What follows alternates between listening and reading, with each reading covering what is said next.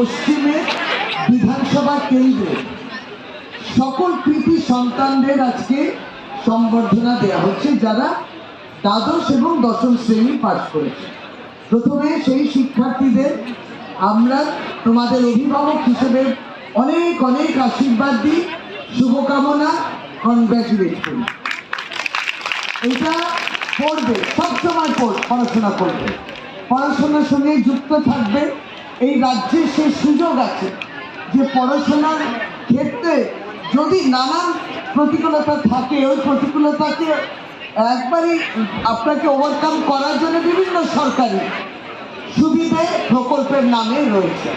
এটা আপনারা সকলেই জানেন, প্রত্যেকটাই জানবেন, সচেতন হবেন, ব্যবহার করবেন। এগুলো সমস্তটা মাননীয় মুখ্যমন্ত্রী করে দিয়েছে যাতে স্টুডেন্টসরা যারা পড়তে ইচ্ছুক তাদেরকে পড়াশোনার ক্ষেত্রে এগিয়ে দেওয়ার জন্য।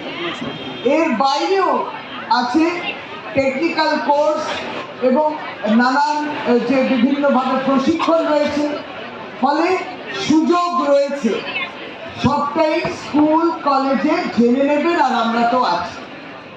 এখন যার আহ্বানে আমরা এখানে উপস্থিত হয়েছি, মাননীয় মন্ত্রী শ্রীমতী বীরবাহা হাসদা এবং আমি উপস্থিত হয়েছি। আমরা ভাবছিলাম যে আমাদের আসার তো প্রয়োজন নেই, এখানে তো মাননীয় আপনাদের অত্যন্ত জনপ্রিয় মানুষ, যার দিকে আমরা তাকিয়ে থাকি, যাকে আপনারা বারবার নির্বাচিত করেন।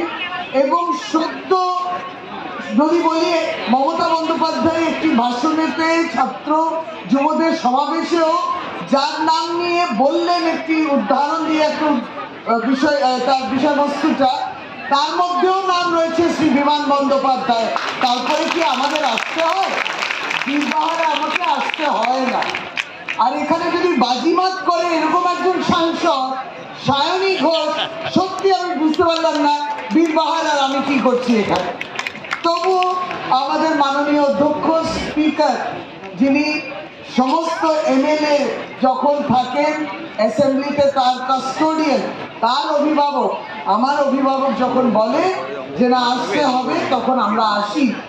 এখানে সুভাষিস দা রয়েছে, সুভাষিস চক্রবর্তী মহাশয়, এবং দাদার আহ্বানেও কতবার এসছি। আমার কাছে সময় মনে হয় আমার বিধানসভার কেন্দ্র কি কলকাতায় নাকি বারুইপুরে আছে।